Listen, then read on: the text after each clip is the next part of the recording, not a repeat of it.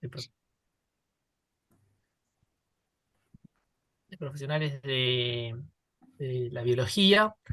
La Federación nuclea, para los que no están al tanto, a los consejos profesionales, colegios y consejos profesionales de Argentina, de profesionales de biología, no solo de biología, de las ciencias biológicas en general, de todas las carreras de las licenciaturas en biología, la carrera de biología, las licenciaturas en biodiversidad. También incluimos al Colegio de Genetistas de Misiones, a la carrera de genetistas dentro de los distintos colegios también están matriculadas, una serie de carreras que tienen que ver con la tarea de la biología también pueden matricularse dependiendo de cada uno de los colegios. Pero lo importante me parece, más allá de lo que vamos a hablar hoy, para nosotros es poder difundir las distintas temáticas en las que se desarrollan los profesionales de las ciencias biológicas, ¿no? Un poco dar a ver la parte de la biología que no suelen verse cotidianamente en la facultad, que es la práctica profesional en el territorio. Esto incluye distintos verticales, como el vertical salud. Hay muchísimos biólogos trabajando en salud, hay muchísimos biólogos trabajando en temas ambientales, muchísimos biólogos trabajando, biólogos y biólogas, ¿no? Trabajando en la gestión pública. Bueno, un poco nuestra función dentro de la regulación que tienen los colegios, no sé si todos lo saben, pero los colegios profesionales tienen un rol, el rol de velar por las buenas prácticas de la biología, y ese rol está cedido por los gobiernos provinciales. La potestad de la matriculación la tienen los colegios, que es cedida por los gobiernos provinciales. Eso es por ley. En la mayoría de los casos es por ley, hay algunas provincias donde no están los colegios y consejos aprobados, que hay asociaciones que los nuclean. Pero la nación delegó en las provincias el control de las profesiones y las provincias la delegan en sus profesionales organizados, ¿no? Y se organizan en colegios profesionales. Por lo tanto, el rol de los colegios es velar por las buenas prácticas de la profesión y sobre todo la ética, ¿no? Poder llevar adelante la profesión de una manera ética. Voy a entrar directamente después de esta breve reseña que me parece importante, ya que eh, lo estamos haciendo estos conversatorios, ya ha habido varios de estos conversatorios, para poner de relieve la labor profesional de los profesionales, pero al mismo tiempo para poner de relieve el rol que tienen los colegios en la sociedad en general, ¿no? Hoy vamos a escuchar una mesa redonda donde van a exponer cuatro profesionales que nos van a contar un poco de qué se trata y qué funciones tienen los profesionales de las ciencias biológicas en el al servicio de la justicia, ¿no? Un poco primero para ver el marco normativo. No va a hablar un biólogo, pero nos va a poner en autos de qué se trata esto de la profesión, la biología en el marco legal. Y después van a hablar genetistas y biólogos y biólogas que están trabajando en este tema en, digamos, en las distintas provincias. El primer disertante es Marcelo Álvarez, es abogado de la Fiscalía del Estado de San Juan y posee un estudio jurídico propio. Marcelo nos va a contar un poco el tema normativo. Marcelo, te dejo a cargo y después iré presentando a cada uno del resto de los disertantes. Hola, buenas tardes. Muchas gracias por la invitación. La verdad que para mí es un honor poder estar hoy compartiendo con ustedes este conversatorio. Sobre, siempre lo venimos conversando con los distintos colegios, de tratar de ver la vinculación que tenemos entre todos, los abogados, con biólogos, con contadores, bueno, con las distintas profesiones, ¿no? Entonces, creo que en el ámbito de la justicia se nos da también esta posibilidad, que todas las profesiones nos unamos en temas tan puntuales como es el de las pericias judiciales, ¿no? Yo brevemente voy a ver si lo puedo compartir. Eh, Voy a analizar primero, a comentar un poquito de qué, eh, cuál es la función de un perito, cuál es la pericia judicial y ver la responsabilidad para tomar por ahí también que todos los que hoy están viendo y que por ahí no conocen dentro de cuál es la función de un perito, sepan cuál es la importancia que tienen dentro de un proceso judicial un perito, ¿no? Por empezar, voy a ver si puedo compartir la pantalla. A ver.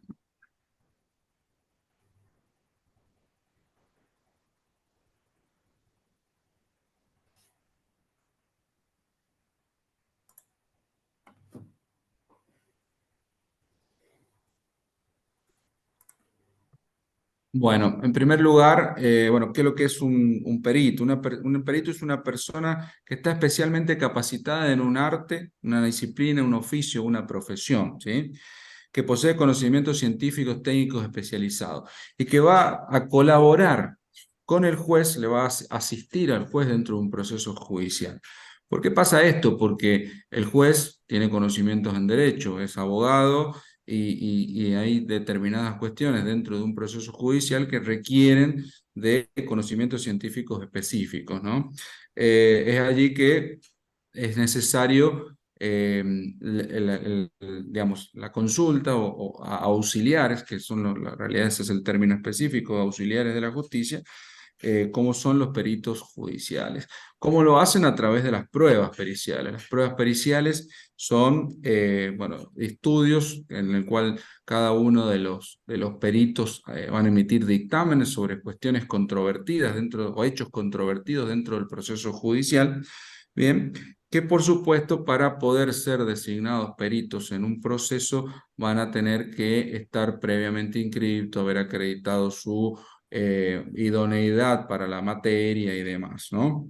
Eh, Hay dos formas que van a tener ustedes de participar en un proceso judicial, siendo un perito de parte o bien siendo un perito judicial, bien designado dentro de un proceso.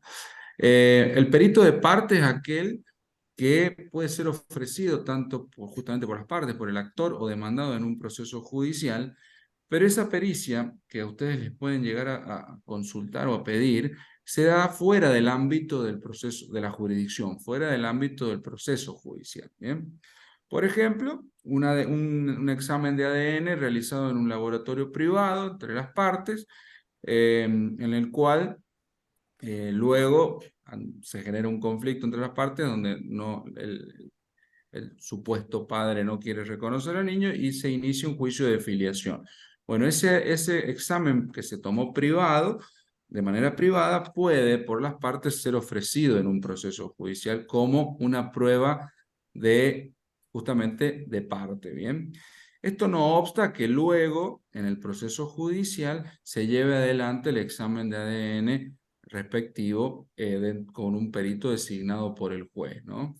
En cambio, el perito judicial es aquel que realiza la pericia dentro de la etapa probatoria, que es la etapa en la cual ustedes, los peritos, van a poder intervenir. Es la etapa de prueba, ¿no?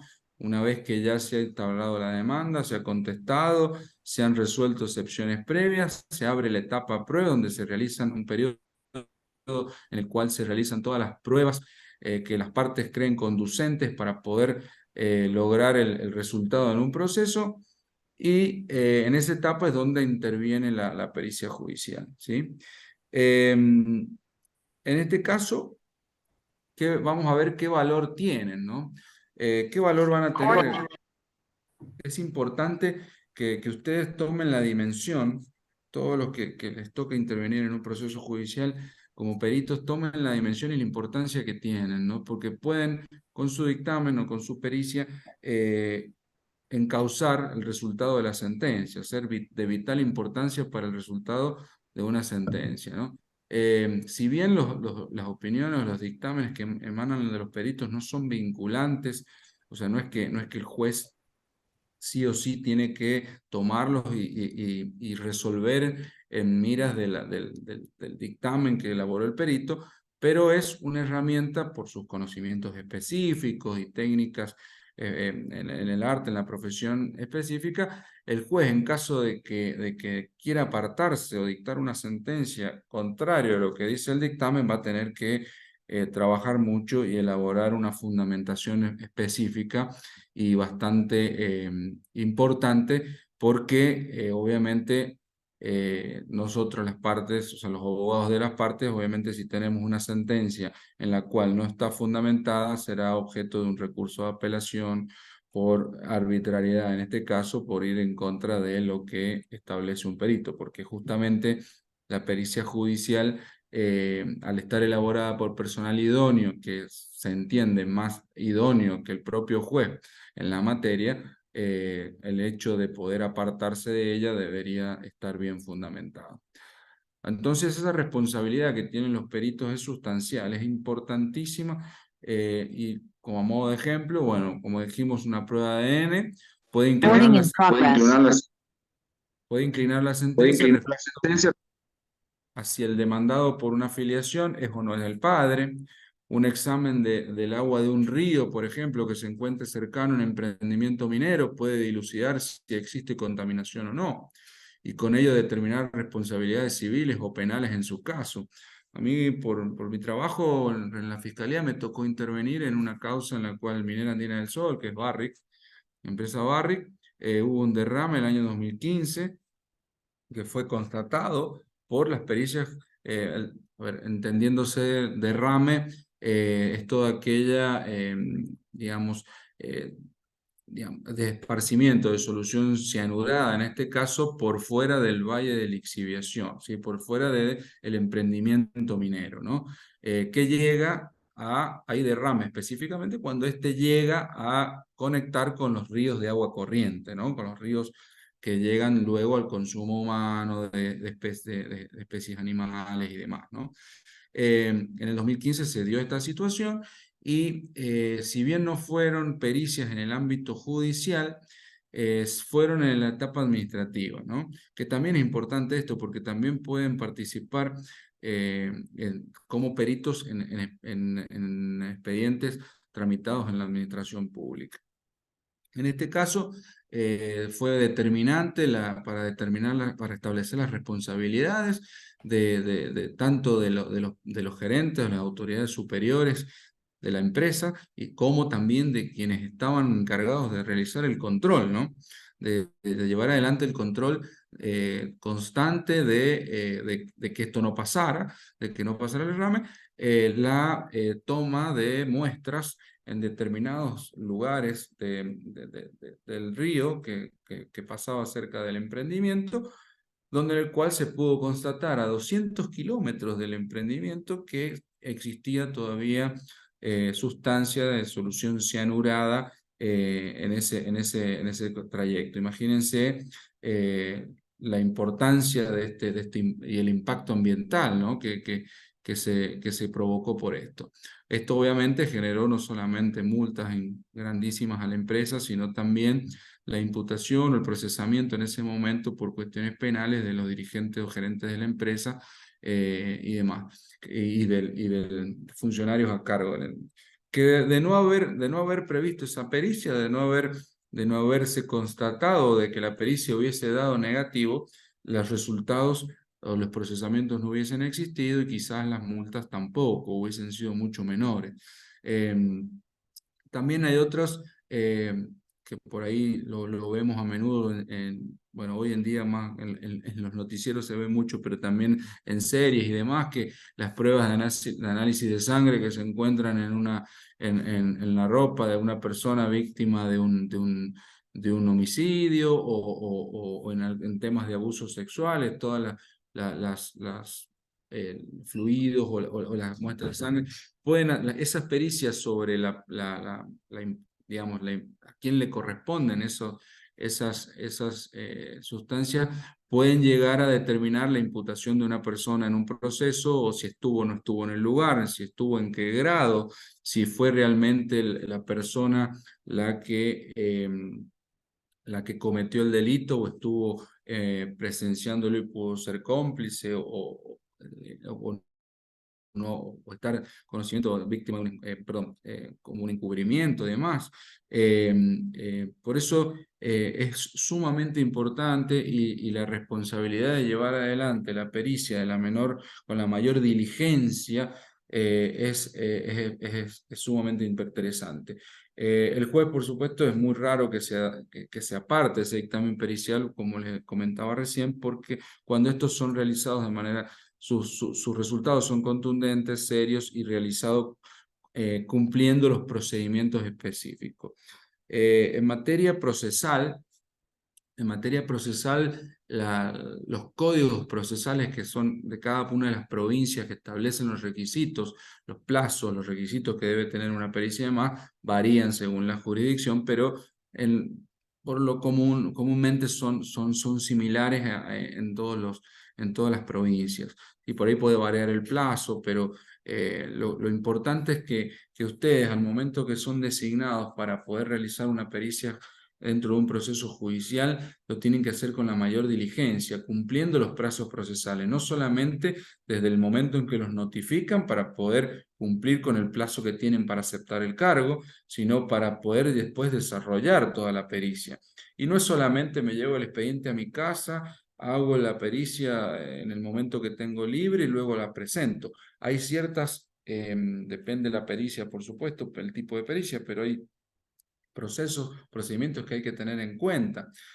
Por ejemplo, el informar al tribunal o al juez el momento en que lo voy a hacer, fecha, día, lugar, si es una extracción de sangre, por ejemplo, para un ADN, bueno, citar a todas las partes, no solamente a la persona que tiene que ser extraída la sangre, sino también que las otras partes del proceso tengan la oportunidad de estar presente, ¿sí? Que se haga con la supervisión del personal del juzgado, para poder garantizar, ¿no es cierto?, la participación de todos y evitar luego que puedan formularse impugnaciones y que esa pericia, por más que haya sido llevada a cabo en su normal desenvolvimiento y de la mejor manera y demás, luego pueda ser objeto de una impugnación por un proceso, por una falla en el procedimiento en el cual se llevó a cabo. No sé si ustedes seguramente lo han visto, lo han vivido, pero por ejemplo en la causa Nisman, hoy en día todavía no sabemos si fue un homicidio o un asesinato, pero un homicidio o un suicidio, porque como se pudo ver en todo momento, al momento de tomar las muestras, al momento de llegar al domicilio, se vio, inclusive se filmó de cómo se pisoteaba el lugar, de cómo entraba gente que no correspondía. Entonces, todas esas pericias, por más que después den un resultado concreto, pueden ser impugnadas, pueden ser dejadas de lado, no consideradas por el juez por un vicio en el proceso, un vicio procesal, digamos, que nosotros los abogados es lo que más tenemos en cuenta. Al abogado de la parte a la cual le perjudica la pericia, obviamente que va a estar atento a todas estas cuestiones para poder tirar abajo esa prueba pericial y como obviamente que una vez quedando fuera de la prueba pericial del proceso, el resultado de la sentencia cambia rotundamente. Entonces, creo Rogelio, que discúlpame, tenés 2 minutos, ¿eh? Perdón. Bueno, entonces, bueno, fundamentalmente eso de que tengan en cuenta el cumplimiento de todos los requisitos formales, ¿sí? Que cada código de procedimiento en su jurisdicción les va a dar, les establece, y puedan llevar adelante de la mejor manera esa pericia, cumpliendo con todos los recaudos, ¿sí? Y la importancia, la responsabilidad y la importancia en la diligencia de su dictamen, porque es lo que va a determinar en la mayoría de los casos, por no decirlos en todos, si una sentencia se inclina en favor en un sentido u otro, o por ejemplo, hay ciertas pruebas dentro de otros procesos, como por los laborales y demás, o los civiles, si procede el daño moral, si procede un determinado rubro, de acuerdo a la pericia de la cual estamos hablando. Pero quería recalcar la importancia, ¿no?, del tema de las pericias, y de la importancia que tienen como profesionales, y responsabilidad como profesionales dentro del proceso judicial. Y por último, el tema de los cobros, que sé que de los honorarios y cómo se cobran. Usted, en la mayoría de las jurisdicciones prevén un anticipo de gastos. Creo que ese anticipo de gastos no deben confundirlo con los honorarios. Yo lo veo muy a menudo en los diferentes profesionales que se presentan en una pericia judicial. Dicen, ah, claro, me fue un anticipo de gasto, creen que es el honorario. Y no, el anticipo de gasto es justamente eso, lo necesario para la producción de la prueba. El honorario se lo van a determinar después en la sentencia, y que una vez que quede firme podrán, si no hay un pago espontáneo de la condenada en costas, podrán, mediante un incidente de ejecución de honorarios, perseguir el cobro de los mismos. Así que bueno, espero haber sido claro. Estoy abierto a todo tipo de preguntas respecto al proceso judicial. Creo que bueno, seguramente se van a dar digamos, en la etapa de preguntas. Muchísimas gracias. Bueno, muchas gracias. Muchas gracias, Marcelo. Muy interesante y muy introductorio a todo lo que viene, ¿no? Que es el proceso. Al final cuando terminen los 4 disertantes, vamos a abrir un espacio de preguntas. Así que, Marcelo, ahí te harán las preguntas. Bueno, la siguiente disertante es la licenciada Sara Brunel, que se desempeña en el Instituto de Forense del Poder Judicial de Corrientes. Sara, ¿estás por ahí? Quedás a cargo de esta parte. Gracias, Gonzalo. A ver, voy a compartir.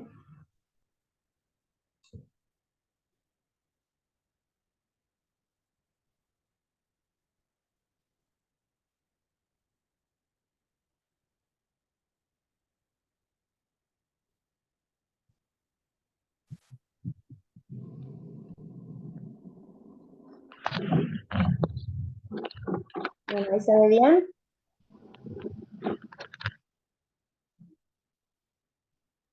¿Se ve bien? ¿Me escuchan? Se ve perfecto. Perfecto. Yo voy a hablar sobre biología forense, ciencia al servicio de la justicia. Bueno, como dijo Gonzalo, yo soy Sara Brunel, soy licenciada en Ciencias Biológicas y diplomada en Genética Forense, y trabajo en el Instituto Médico Forense del Poder Judicial de Corrientes en gestión y asesoramiento de pericia genética. Les voy a hablar primero un poco sobre forense, qué significa, cómo se define. Después pasamos a biología forense, aplicaciones, fundamentos. Les voy a contar un poco de las disciplinas biológicas, algunas disciplinas biológicas forenses. Y después, por último, los desafíos que se nos presentan en lo que sería la comunión con la justicia.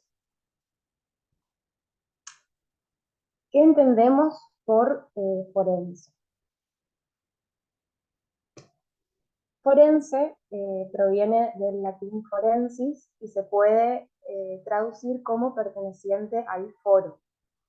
Este término tiene raíz en la historia romana y se refiere al espacio público, a menudo era una plaza o un mercado, donde los ciudadanos se reunían para discutir los asuntos públicos.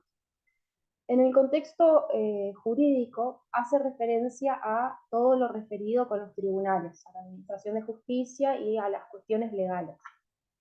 En la actualidad, aunque la estructura social y legal ha evolucionado, el término forense todavía se mantiene para referirse a las disciplinas y actividades relacionadas con la aplicación de conocimientos científicos en el ámbito legal, ¿sí? Como la medicina forense, la odontología forense y, por supuesto, la biología forense.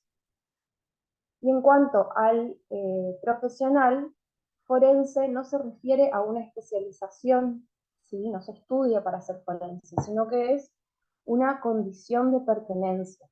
El profesional debe trabajar para el Poder Judicial o el Ministerio Público. Y además, por supuesto, tiene que ser especialista en su línea de trabajo.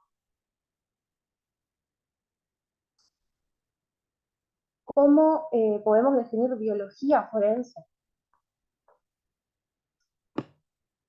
Podemos definirlo como los conocimientos de las ciencias biológicas aplicables a las investigaciones legales, ¿sí? De manera que sirvan de herramienta, que sean una herramienta más de la cual se valen los jueces y fiscales para sus decisiones o veredictos. ¿Y cuáles son los puntos de pericia sobre los que un biólogo puede desempeñarse dentro del marco jurídico? Pueden ser identificación de individuos, cotejos de evidencias y referencias en las causas penales, vínculos biológicos, tiempo, causa de muerte, identificación de toxinas o contaminantes, ya sea en personas o en el ambiente, determinación de fluidos corporales, sangre, semen, reconstrucción de eventos también en las causas penales, investigación de contaminaciones biológicas o enfermedades contagiosas como las de transmisión sexual, que podrían vincular a un sospechoso con un abuso. Pero la biología no se limita únicamente al estudio de evidencias relacionadas con los seres humanos. También se puede aplicar a las causas judiciales que investigan hechos como eh, la identificación y rastreo de ganado robado, que es el abigeato, la identificación en la caza furtiva, identificar especies animales o bien el origen de trofeos o productos derivados, investigación de dopaje o modificación genética en animales de competición, rastrear el comercio ilegal de animales y productos derivados de la vida silvestre, y también proporcionar información sobre contaminación de tierras o aguas y ayudar en la identificación de los responsables. Este señor es un doctor en biología que se llama Guillermo Giovan Batista, que es jefe del Laboratorio de Genética Forense Animal de La Plata y también investigador del CONICET. La mayoría de los casos que atiende son por robo de ganado, pero también realiza análisis de alimentos presuntamente adulterados y certificación de alimentos para exportación. Uno de sus casos más importantes consistió en 10 millones de hamburguesas congeladas que provenían de Polonia, donde se sospechaba que su materia prima no era solo carne vacuna, y a través de un análisis de ADN se confirmó que también tenían restos de caballo y de cerdo. Alrededor del mundo hay solo unos 20 laboratorios que hacen trabajos de genética forense animal, y este es el nuestro.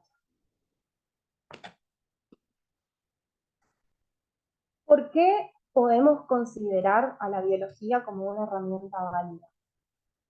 Como cualquier otra rama de la ciencia, se basa en el método científico para investigar, comprender y explicar los fenómenos biológicos. El método científico consiste en un enfoque sistemático y ordenado para la indagación y adquisición de conocimiento, lo que garantiza calidad, fiabilidad y objetividad en su aporte en la resolución de las causas judiciales. Cada paso del proceso, desde la recopilación, ya sea de evidencias, datos, muestras, depende de la disciplina biológica que estemos tratando, cada paso desde la recolección hasta el análisis sigue protocolos científicos establecidos que garantizan confiabilidad y validez de los resultados. El uso de métodos estandarizados y validados asegura que los procedimientos sean consistentes, reproducibles y respaldados por la comunidad científica. En cuanto a los resultados, no están sesgados por prejuicios y se centran en la búsqueda de la verdad basada en datos y observaciones verificables. Y la transparencia en la presentación de resultados y la descripción detallada de la metodología en los informes facilitan la replicación del estudio por otros investigadores, lo que refuerza la confiabilidad de los hallazgos.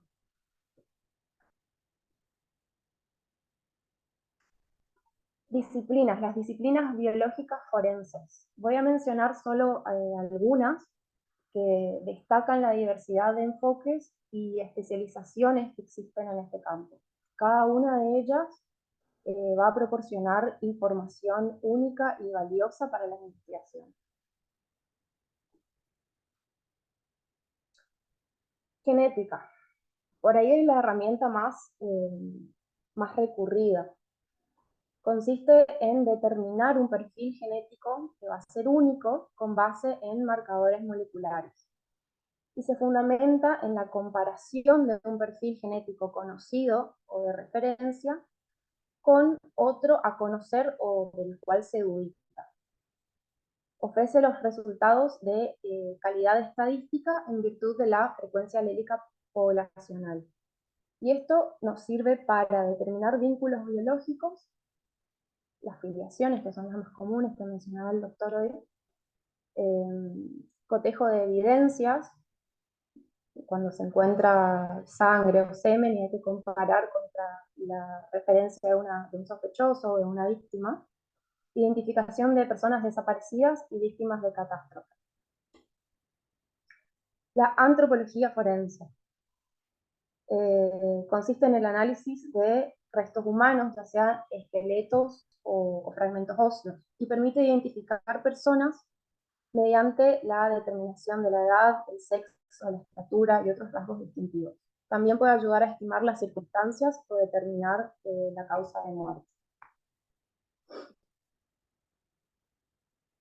Bueno, y no encontré mejor ejemplo que el esfuerzo post-dictadura que se hizo para reconstruir historias familiares, donde se destaca el papel social y humanitario de la genética y la antropología forense, en la búsqueda de la verdad y la justicia. El trabajo conjunto de científicos argentinos y extranjeros dieron origen a dos instituciones de inmenso valor que han contribuido significativamente a la justicia en esta causa y siguen desempeñando roles en la identificación de víctimas y la documentación de crímenes de lesa humanidad, que son el Banco Nacional de Datos Genéticos y el equipo argentino de antropología forense. Siguiendo con las disciplinas, la entomología forense. Los insectos desempeñan un papel crucial en la descomposición de cadáveres. Diferentes especies de insectos van apareciendo en las diferentes etapas de descomposición en una secuencia predecible, por lo que el estudio de la sucesión entomológica puede proporcionar información valiosa sobre el intervalo post-mortem o tiempo que transcurre desde la muerte, especialmente en los casos donde, debido a la putrefacción del cuerpo, otros métodos no son tan viables. A través de estudios en la fauna cadavérica se puede determinar también si se usaron venenos o tóxicos para facilitar la muerte del individuo. Y también podría proporcionar información sobre la ubicación o movimiento si el cuerpo se llegó a mover del lugar del hecho. Micología. Es útil para el estudio de los hongos y también es útil para vincular individuos con ciertos lugares y eventos. Y al igual que los insectos, pueden colonizar cadáveres en diferentes etapas de descomposición y se pueden analizar la sucesión fúngica para estimar el intervalo postmortem. Y también puede servir para abordar los casos relacionados con la ingestión de hongos venenosos. Micología es el estudio de las algas, microalgas en este caso. Estas microalgas tienen requerimientos de hábitat muy precisos, por lo que sirven de indicio de las características del entorno acuático en el que se las encuentra, lo que las hace muy valiosas como evidencia, tanto en delitos ambientales como en muertes por sumersión. Y palinología, los granos de polen y las esporas son muy resistentes y pueden persistir en el entorno durante periodos prolongados. Pueden transferirse entre objetos como ropa, calzado o incluso vehículos. Entonces la palinología forense ayuda a rastrear la transferencia de polen o esporas y establecer conexiones entre individuos, objetos y ubicaciones. y esta disciplina es muy útil cuando los casos suceden en entornos rurales, bosques, campos, en áreas silvestres. Un caso muy emblemático fue el asesinato del soldado Omar Carrasco, que después de esto se quitó el servicio militar obligatorio acá en Argentina. Los aportes de una entomóloga muy prestigiosa, investigadora del CONICET, Adriana Oliva, permitieron arrojar luz a los hechos, estableciendo que el cuerpo de Carrasco, que fue hallado en el medio de un campo, en realidad había estado escondido en un cuartel por como 20 días. Y después, este otro artículo sobre falinología dice, estudiando granos de polen, ella puede rastrear el asesino. Esta señora es Patricia Wiltshire, de Inglaterra, que es una de las pioneras en el campo y que ha colaborado con la policía de Inglaterra en más de 300 causas. Sara, te quedan 2 minutos. Bueno, voy rápido. En cuanto a los desafíos en esta vinculación ciencia y justicia. La comunicación entre la ciencia y justicia es esencial para garantizar una aplicación efectiva de la evidencia científica en el proceso legal. Cuando llega un oficio o un pedido judicial, hay que tener bien en claro qué se pretende determinar con el análisis, cuál es el punto de pericia, ¿sí? Y está dentro de las capacidades de nuestra disciplina, ¿se puede hacer lo que nos piden o no? Una vez que realizamos la pericia, transmitir los resultados en un lenguaje comprensible y útil a todas las partes. Y si la pericia se debe encarar de otra manera que la ordenada, hay que ser asertivo también en la manera de asesorar o sugerir. ¿Sí? El profesional forense no puede hacer otra cosa más que lo ordenado. El que tiene el manejo de la causa es el juez. En todo caso hay que sugerir. El conocimiento de los tiempos procesales, como decía hoy el doctor, es esencial para garantizar que los informes y los análisis forenses se presenten dentro de los plazos establecidos por el sistema judicial, lo que contribuye a la eficiencia del proceso legal y la administración de la justicia. Manipulación de la evidencia. En la gran mayoría de las causas penales, evidencia es sinónimo de muestra limitada y, por supuesto, irreproducible. Y eso es algo que quien la manipula la tiene que tener muy presente. Y después familiarizarse con las actas de toma de muestra y cadena de custodia que acompañan en el proceso, que eso no nos enseñan en la facultad, y que son lo que garantizan la integridad, autenticidad, trazabilidad de las evidencias recolectadas durante una investigación. Y cambiando las palabras, digamos, que es la cadena ininterrumpida de responsabilidad legal sobre las muestras. Prejuicios. El efecto CSI es algo estudiado y hace referencia al impacto que esta serie, así como tantas otras, han tenido en la percepción pública de la ciencia forense, en la expectativa del público sobre la velocidad y la precisión de las investigaciones. Nosotros no somos CSI. Y el trabajo en equipo.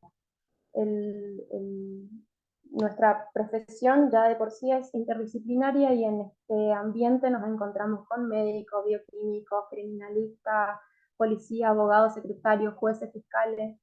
La formación conjunta es clave para asegurar una aplicación efectiva en todos los pasos del proceso. Los actores de la justicia deberían contar con cursos o talleres introductorios a la ciencia forense y así conocer los alcances y las limitaciones de cada disciplina. Y los científicos forenses deberíamos contar con cursos o talleres de introducción al proceso judicial. Esto fomentaría un entendimiento mutuo para el mejor proveer de la justicia.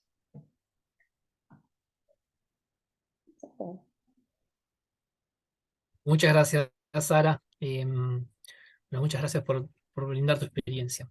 Ahora va a disertar el licenciado y doctor Maximiliano García, que es biólogo miembro de la Agencia de Investigación Científica del Ministerio Público de La Pampa, de la provincia de La Pampa. Maxi, quedás a cargo de esta parte.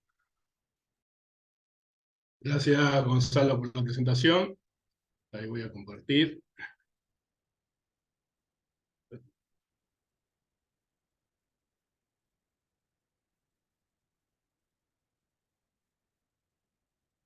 No sé si se está viendo. Se ve perfecto.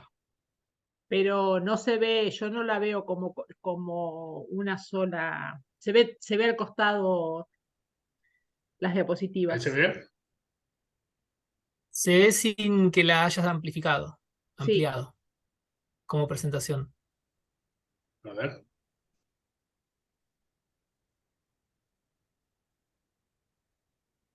Si no salí, volvé a entrar. Por ahí Ahora yo la veo en pantalla completa.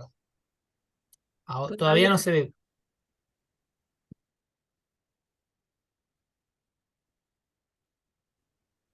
Bueno, vamos a volver a entrar.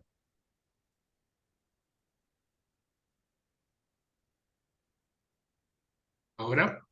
Ahora Perfecto. sí. Sí.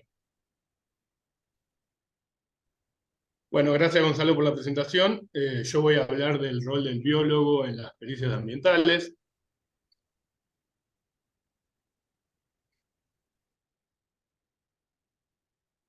A ver, ahí está.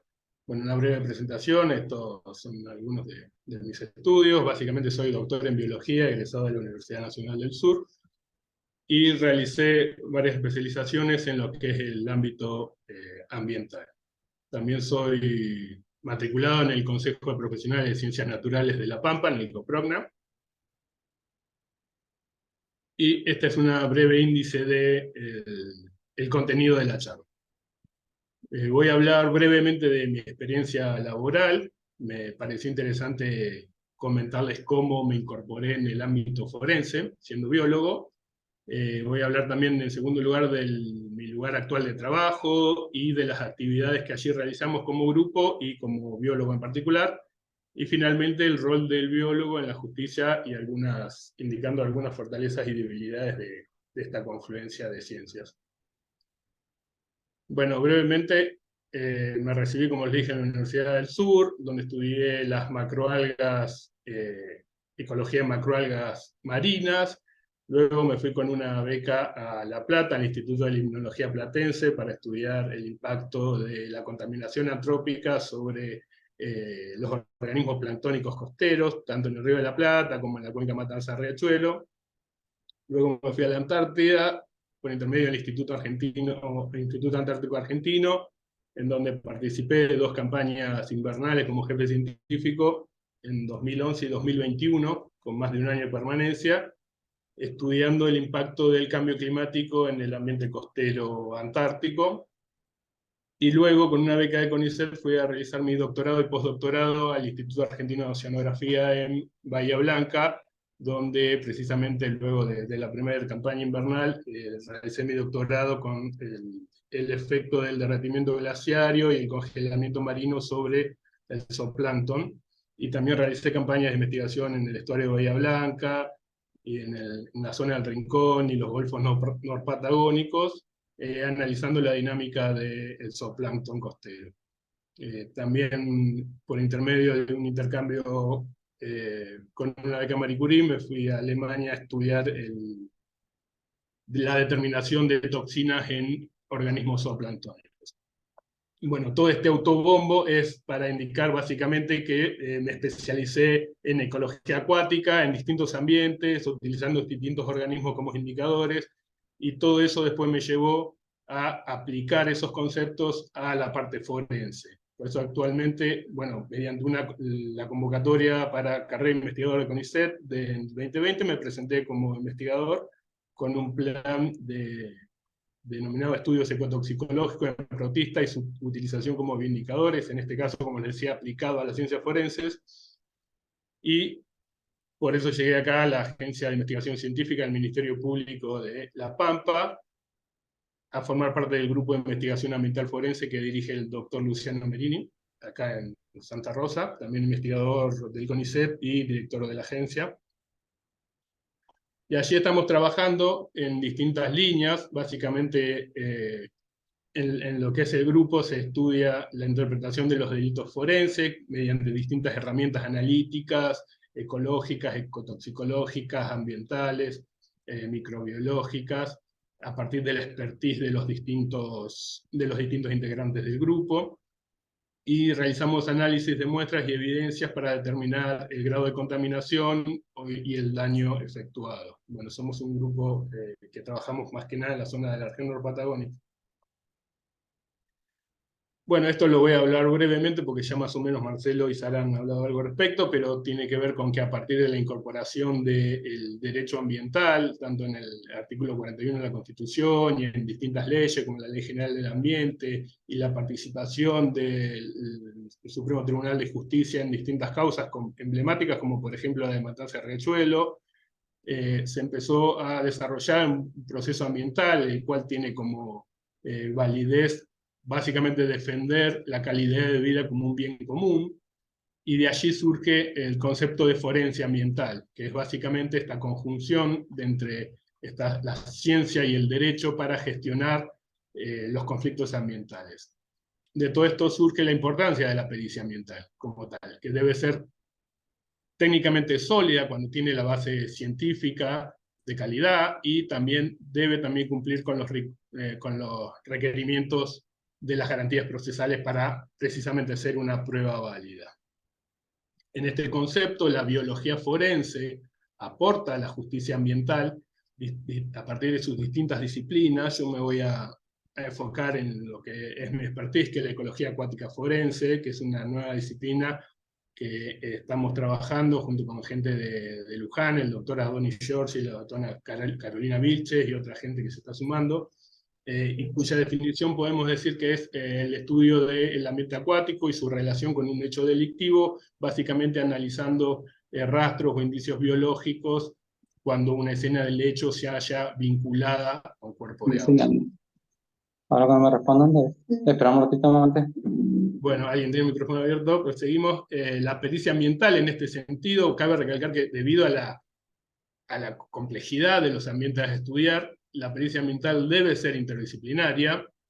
En este contexto, el perito ambiental surge como una figura clave, siendo, como decían los anteriores disertantes, un auxiliar imprescindible para la justicia, y ahí recalco el rol del biólogo como ecólogo, debido a la importancia de la ecología en el estudio del ambiente. Entonces el biólogo, y más precisamente el ecólogo, pasa a ser un perito ambiental clave. De esta manera la muestra se transforma en una prueba y el informe pericial es donde se plasma el estado ambiental, el daño producido y también la potencial mecanismo de reparación que se puede consolidar. Para esto utilizamos una herramienta común en ecología, que es el biomonitoreo, que nos sirve como una línea de base ambiental fundamental para poder identificar la perturbación que genera precisamente ese daño. Estos son algunos pasos de las pericias en ambientes acuáticos. Básicamente el objetivo se releva a partir de la causa que se expresa en el expediente. Es esto que hoy hablaba Marcelo de la pregunta, de cómo nosotros recibimos la pregunta del fiscal, del juez.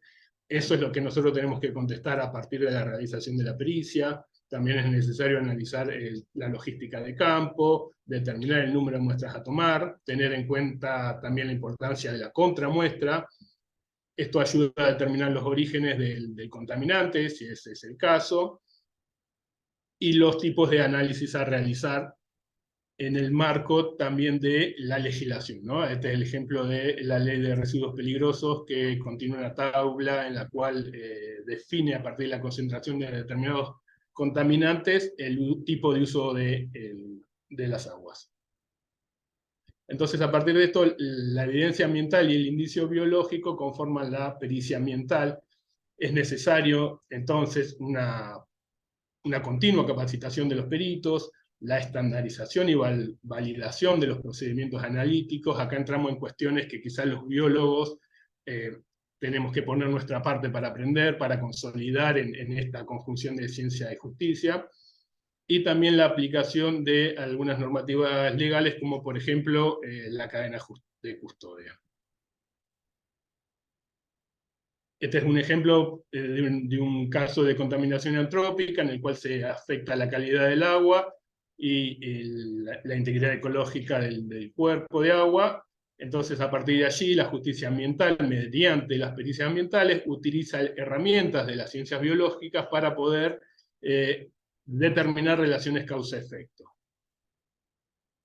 En esta etapa de lo que se llama la confluencia entre ciencia y justicia, me gusta determinar que hay una etapa de investigación, luego la pericia, en este caso ambiental propiamente dicha, esto que hablábamos hoy de la pregunta y cómo responder, el informe pericial y demás, ir a tomar la muestra, cuántas muestras y todo eso, y luego finalmente la resolución judicial tomando o no el informe pericial y las pruebas que se presentan desde la parte ambiental. Voy a dar un ejemplo de una línea que estamos investigando con este grupo de ecología acuática forense, que es el estudio de biofilm para la determinación del intervalo de sumersión post-mortem. Esto se basa en una teoría ecológica de la sucesión de microorganismos en el biofilm, como parámetro para determinar un tiempo en el cual un objeto se pudo haber permanecido sumergido en un cuerpo de agua. De esta forma se puede otorgar pruebas para casos de desapariciones o de hallazgos de víctimas en cuerpos de agua. En esta etapa estamos nosotros en el grupo de estudio. Este es un ejemplo, esto lo realizamos en la Antártida antes de venirme para acá. Utilizamos unas secciones de remera, unos cuadrados de remeras, en las cuales las metimos dentro de bolsas y las incubamos in situ mediante una boya y un ancla, para no confundir la expresión, y quedó ahí colonizándose por un periodo de 4 semanas. Fuimos retirando las remeras y ahí se observan algunos resultados preliminares. Estamos todavía analizando estas cosas.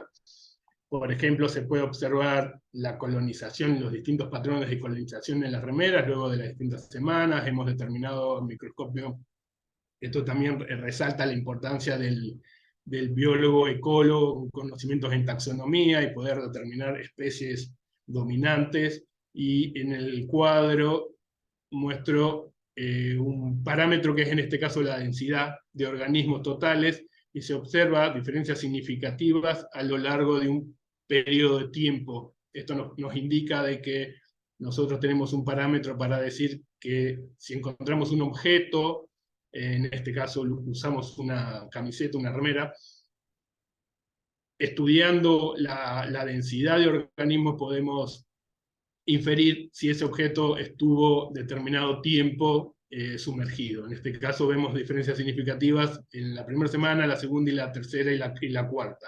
Es decir, que este parámetro a priori validado con más estudios podría resultar como un buen indicador del tiempo de sumersión de un objeto.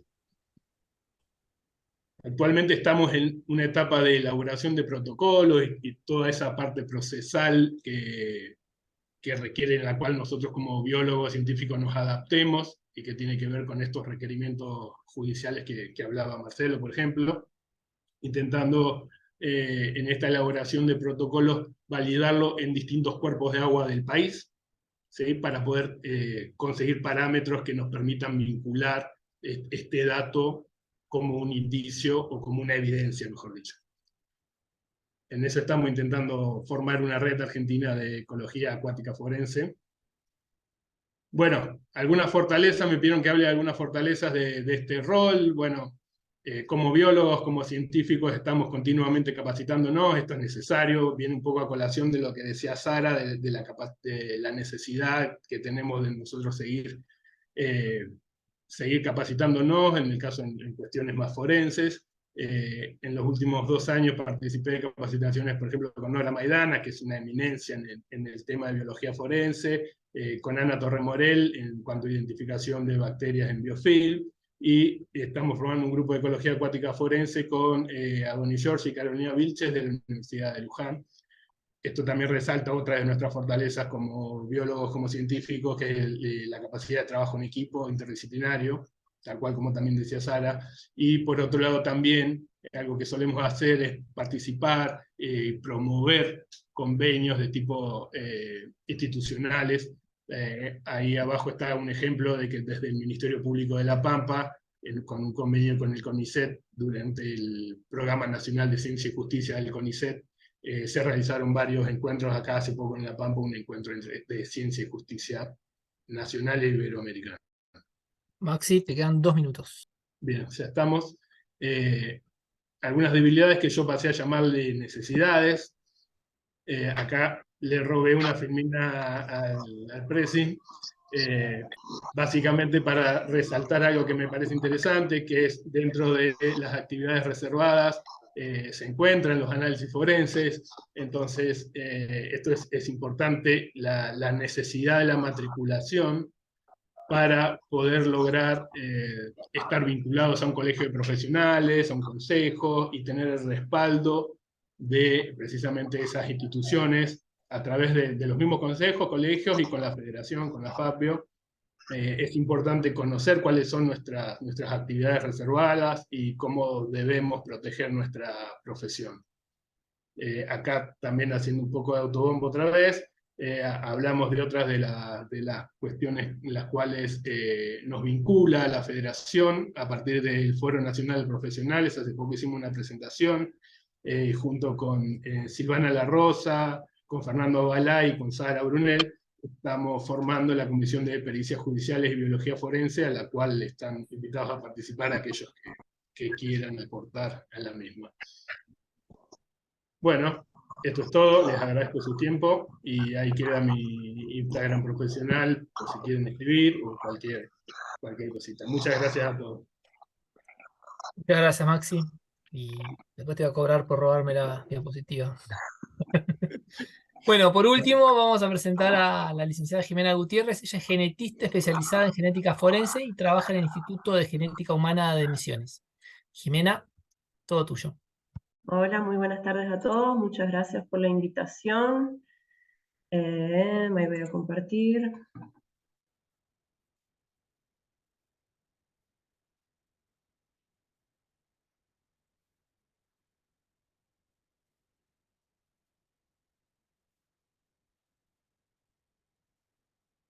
¿Ya se ve pantalla completa?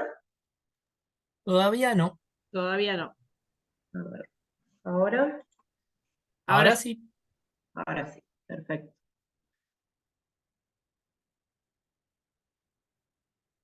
Bueno, el título de mi disertación es Explotando el potencial del genetista en un laboratorio forense.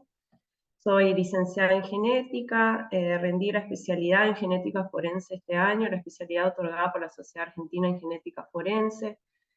Me desempeño como supervisora técnica en el Laboratorio de Genética Forense del Instituto de Genética Humana de Misiones, y también soy docente en la Facultad de Ciencias Exactas, Químicas y Naturales de la Universidad Nacional de Misiones, en las cátedras de Genética Aplicada y en la Cátedra de Genética de la Producción. Voy a dar un vistazo general, por un lado, definiendo qué es la genética forense, qué estudia, cómo lo analizamos, y luego enfocándome en la situación en Misiones. Pasando a la definición de genética forense, bueno, sabemos que todas las ciencias aplicadas, para definirlas, nos vamos a centrar en los problemas que encaran y la manera en la cual pretendemos resolver esos problemas. En ese caso, la genética forense entonces la definimos simplemente como la aplicación de la genética para la resolución de casos legales. Bien, como había comentado Sara, siempre en todas las ramas de la biología forense tenemos una rama no humana y la rama humana. Lo mismo para genética forense, ella ya había dado ejemplos de aplicación no humana, utilización de examen de ADN en caso de abigeato, puede ser utilizado también en, por ejemplo, tala ilegal de especies de árboles protegidos, por ejemplo, en caso de bioterrorismo, ¿sí? Y en, bueno, contaminación de alimentos, por ejemplo, que ella había comentado, entre muchas otras aplicaciones dentro de la rama no humana. Me voy a centrar en lo que es la genética forense humana, en la cual trabajo, y en ese caso podemos abarcar diferentes cuestiones, ¿sí? Por un lado, tenemos la investigación biológica de relaciones de filiación. En este caso lo que queremos ver es si existe o no entre dos o más personas una relación de parentesco, ¿sí? Ya sea padre-hijo, abuelo-nieto, tío-sobrino, etc. Uno generalmente cree que un juez nos pide determinar la filiación entre personas únicamente en causas enmarcadas en el fuero civil. Sin embargo, saber que también nosotros realizamos muchas filiaciones en el fuero penal. Y en estos casos, producto del delito contra la integridad sexual, hay una concepción y podemos estar trabajando ya sea con un individuo nacido o con restos de aborto, ¿sí? Y en ese caso, sobre ese material de aborto, o en el caso que estemos trabajando con un bebé vivo, realmente determinar si la persona imputada es realmente el culpable, digamos, del abuso y padre de ese hijo. Por otro lado, entonces tenemos el estudio de vestigios biológicos de interés criminal. En este caso es lo que uno más conoce, ¿no es cierto?, de la genética forense, en donde vemos el levantamiento de muestras relacionados a diferentes tipos de hechos criminales. Acá estamos hablando de manchas de sangre, manchas de semen, manchas de saliva, cualquier pelos, colillas de cigarrillo, lo que sea, cualquier cosa que encontramos que podría estar relacionado con un hecho criminal, y lo que hacemos es cotejarlo con las muestras de referencia, ¿sí? Esas muestras de referencia suelen ser las muestras que se toman a la víctima, las muestras que se toman al imputado, etc. Por otro lado, también podemos resolver problemas de identificación. En este caso nos estamos refiriendo a, por ejemplo, hallazgo de cadáveres, también acá desastres en masa, ¿sí? Como por ejemplo accidentes aéreos, catástrofes naturales, ¿sí? En donde nos encontramos con restos, ¿sí?, de cuerpos que debemos identificar. Generalmente los que nos quedan son huesos, dientes, restos musculares, y le debemos dar nombre y apellido a lo que estamos encontrando, ¿sí? Entonces ahí también aporta su granito la genética forense humana. Y finalmente, la generación de bases de datos genéticos. Esto es sumamente importante. Por suerte hay un gran avance en esto a nivel Argentina, y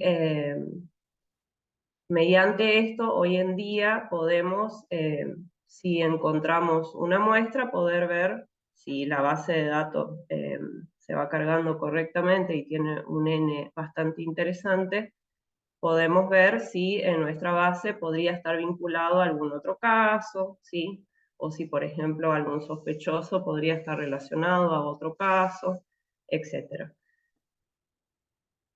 Ahora, vamos a hablar de qué estudia la genética forense, ¿sí? La identificación genética se basa en marcadores moleculares polimórficos que están ubicados en regiones no codificantes del genoma.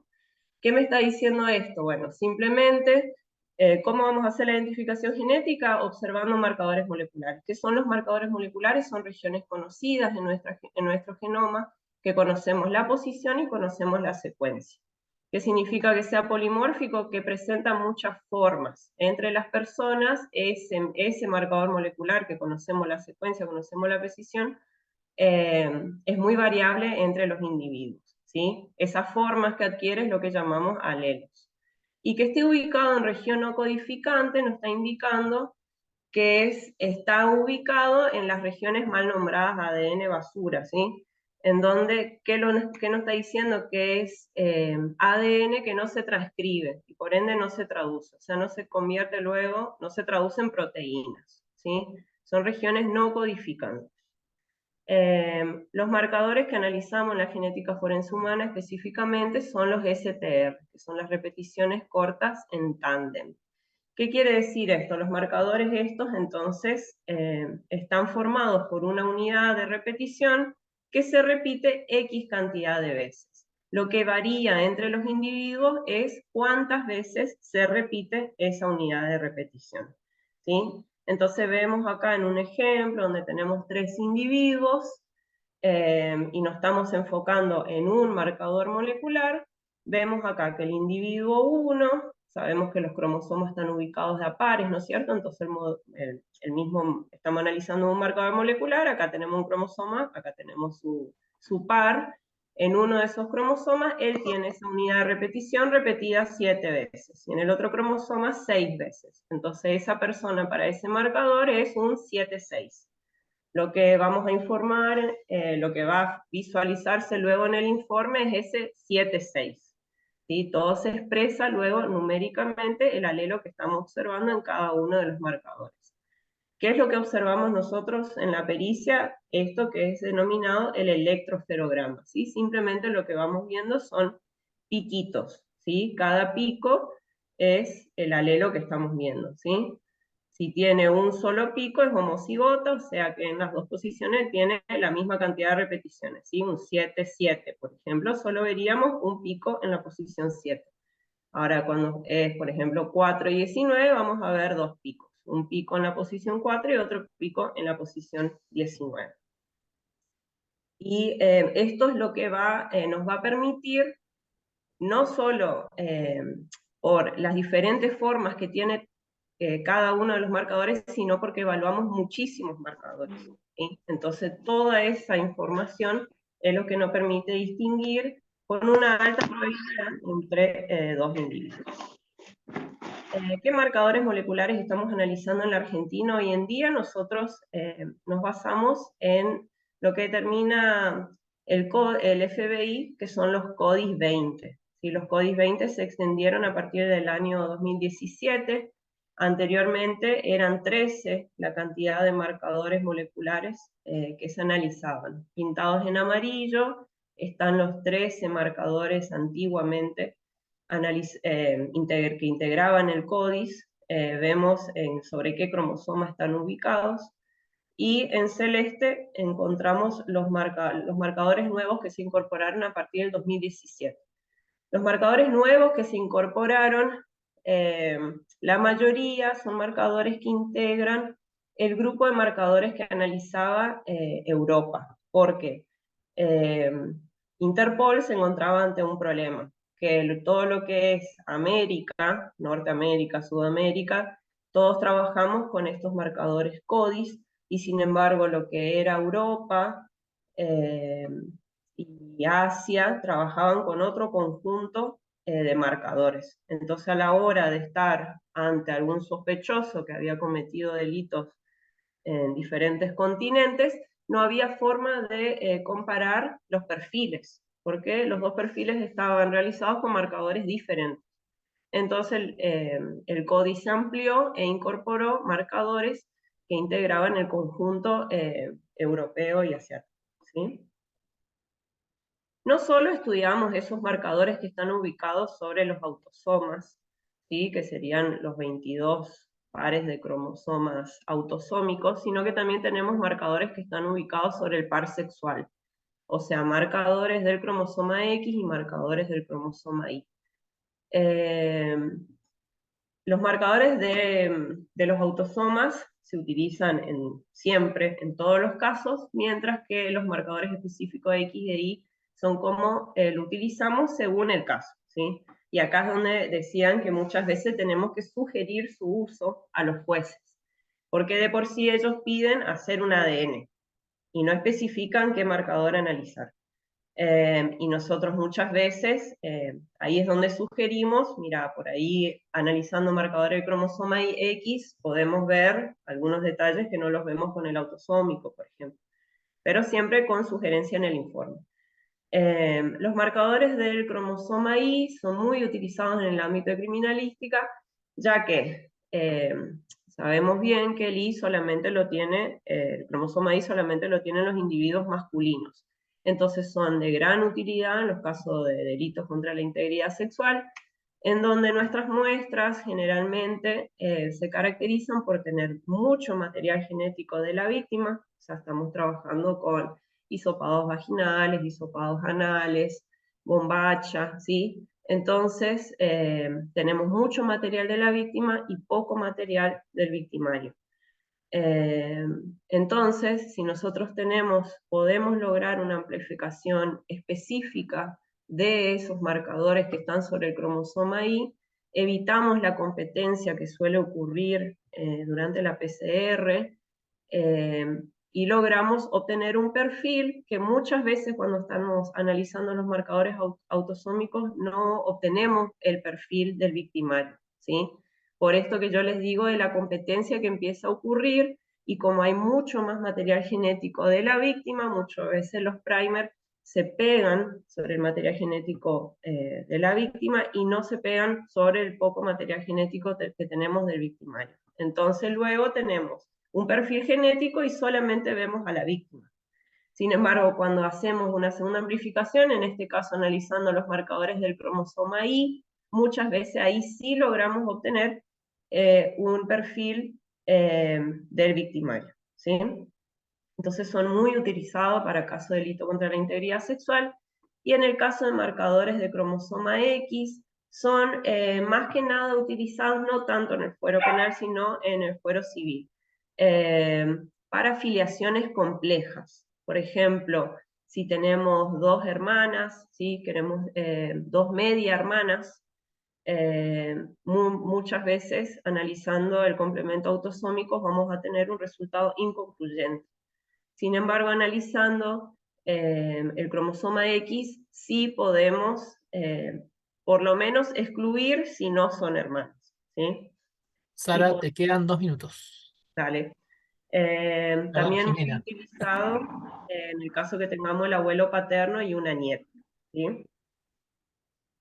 ¿Cómo analizamos entonces en el laboratorio el ADN? Bueno, por un lado siempre partimos del levantamiento de muestras.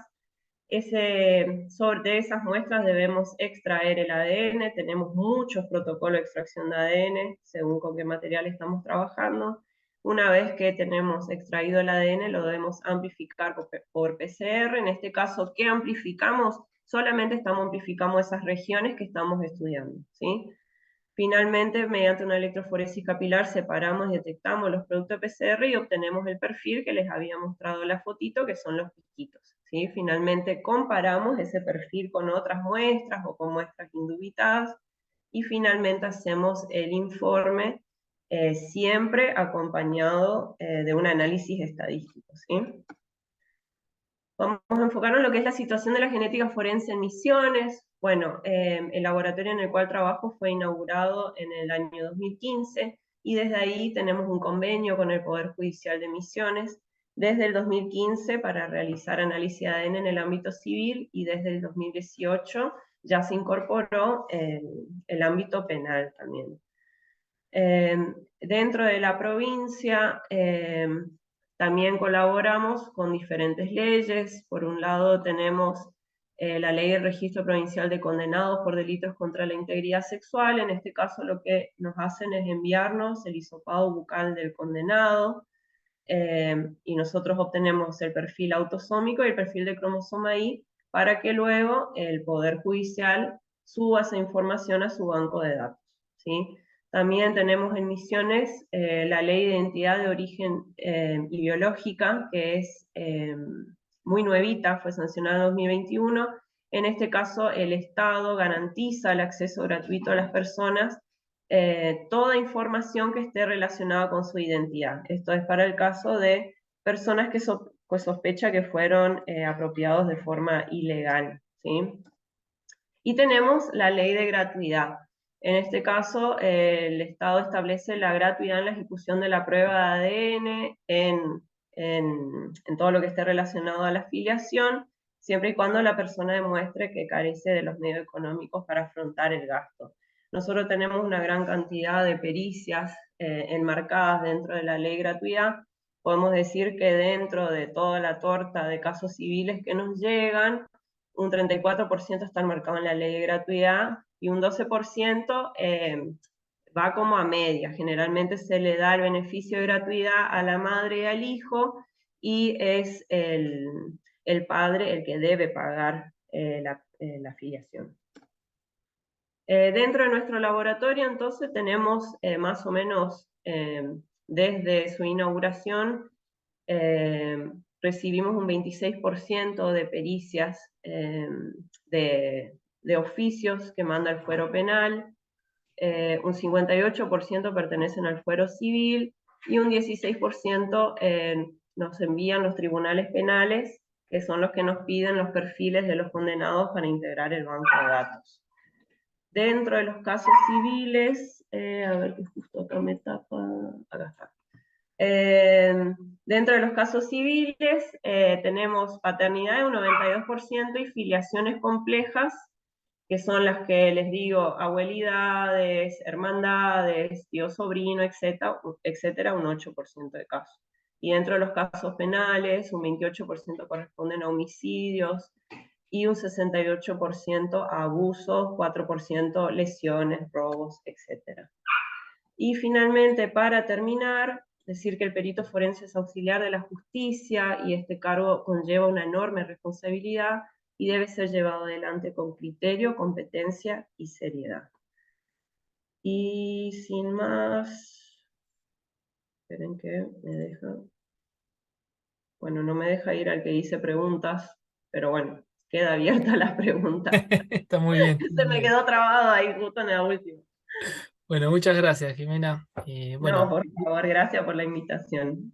la verdad que los 4 disertantes nos dieron un panorama general, un pantallazo. Las personas presentes que quieran hacer preguntas pueden hacerlas, pedir la palabra y hacerlas, si son cortas y al pie. Si no, tenemos algunas preguntas ya en el chat. La primera pregunta la veo para el doctor Álvarez. ¿Qué recomendaría como acciones claves para aumentar la articulación entre abogados biólogos en la actividad forense? Bueno, la verdad que es importante acá el trabajo que hagan los colegios, ¿no? Me parece que, bueno, en este caso las federaciones, yo creo que hay que articular primero las capacitaciones en conjunto. Nosotros acá en San Juan lo estamos por llevar adelante con las distintas profesiones a través de la FEPU, que es la Federación de Entidades Profesionales Universitarias acá en la provincia de San Juan. Pero es necesario capacitar.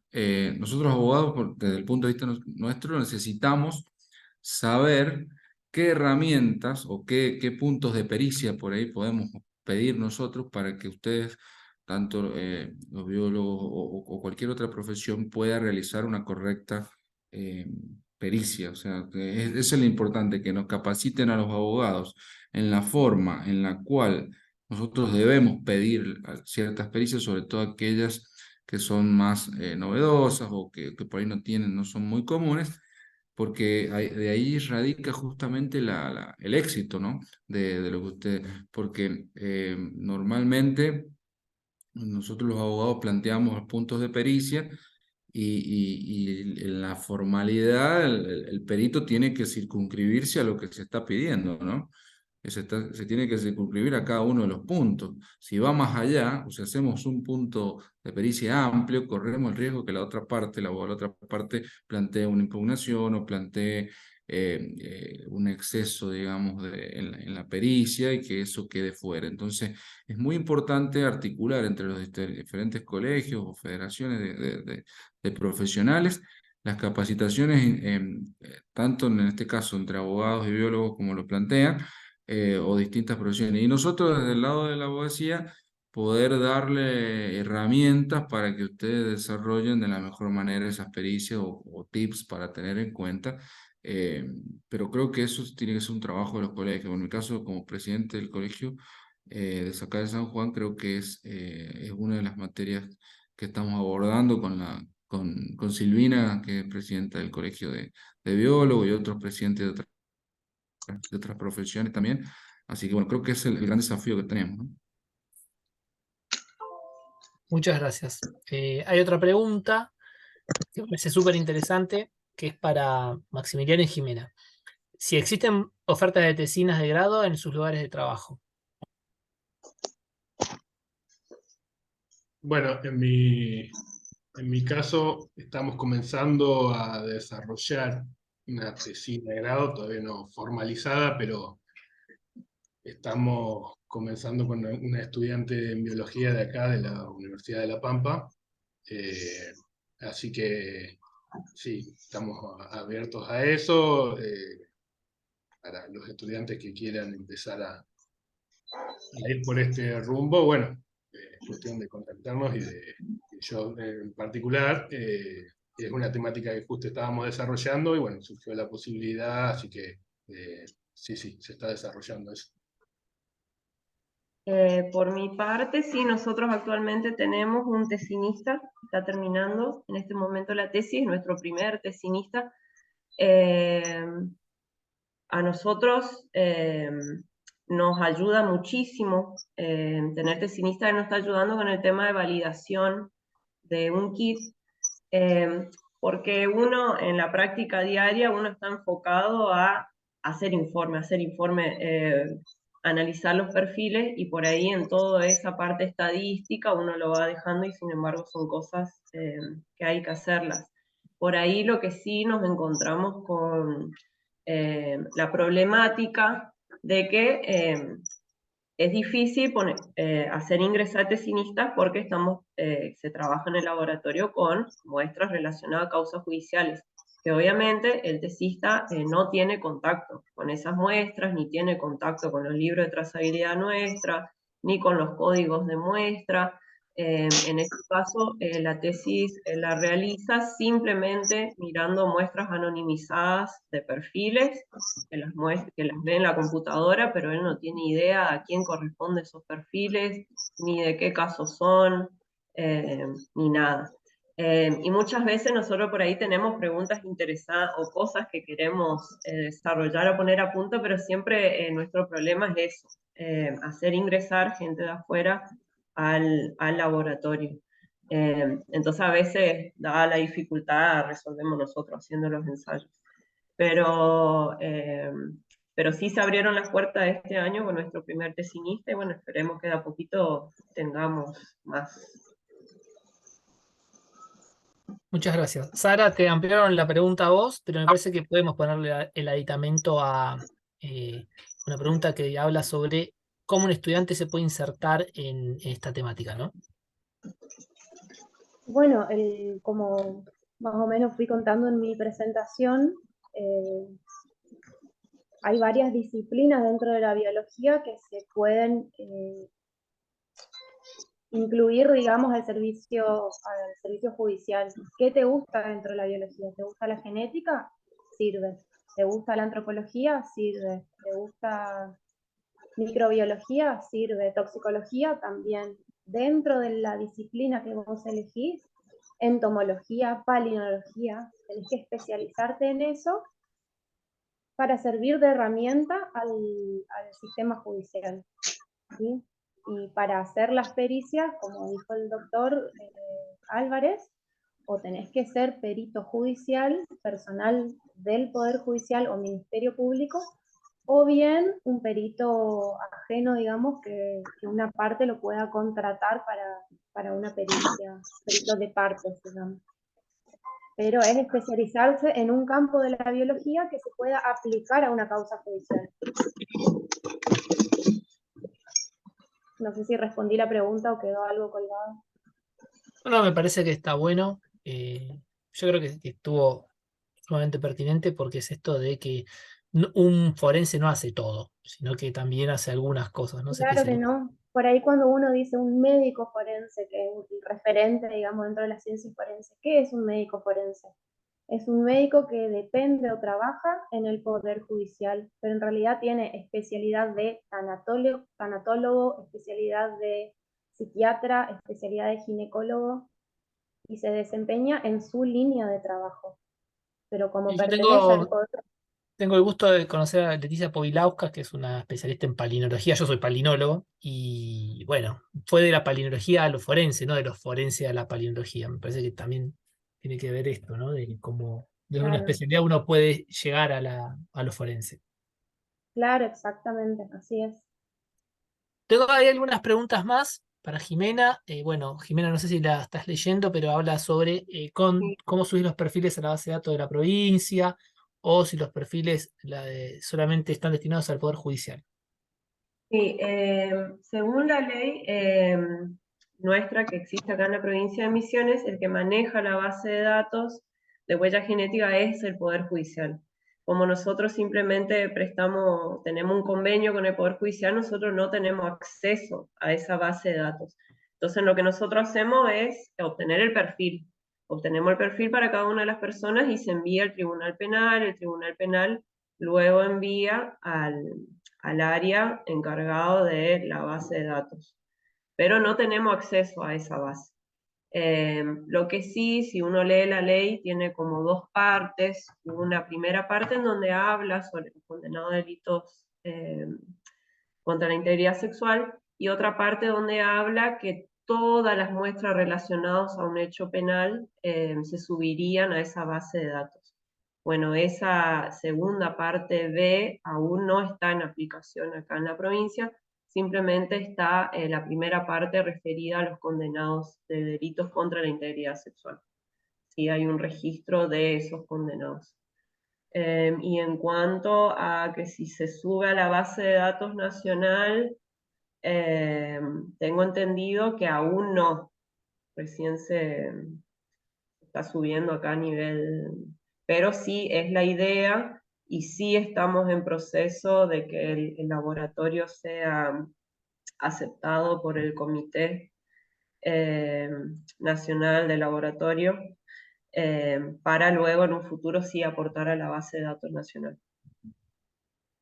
Bueno, muchas gracias. Te digo a todos y todas que solemos cumplir con los horarios para que no se hagan in eternum las disertaciones, así que vamos a ir cerrando. Le voy a contestar yo a la última pregunta de un estudiante. ¿Cómo puede hacer para insertarse en los distintos ámbitos?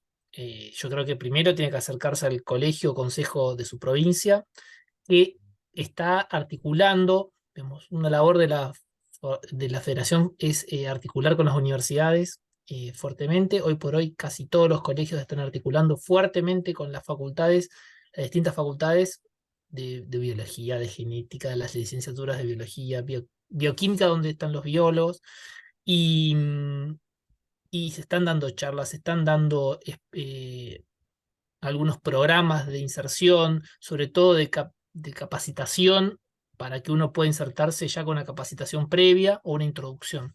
Así que lo que recomiendo es acercarse a los consejos y colegios y para preguntar cómo viene la articulación con la facultad y poder aprovechar esas.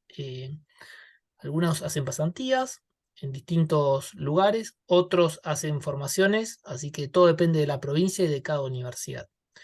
Quiero agradecerles a todos y todas porque mantuvimos la audiencia casi la misma audiencia casi toda la disertación. Es difícil hoy por hoy en Zoom mantener a la gente atenta y que la gente esté contenta y que haga preguntas y que interactúe. Así que les agradezco a todos y todas, tanto a los disertantes, las disertantes como a las personas que participaron. Y nos veremos en la próxima, que va a ser el año que viene, porque esta fue la última conversatorio del año. El año que viene ya vendremos con más ímpetu. Así que muchas gracias. Gracias a Chao. ustedes. Muchas Chao, gracias. gracias a todos. Adiós, adiós.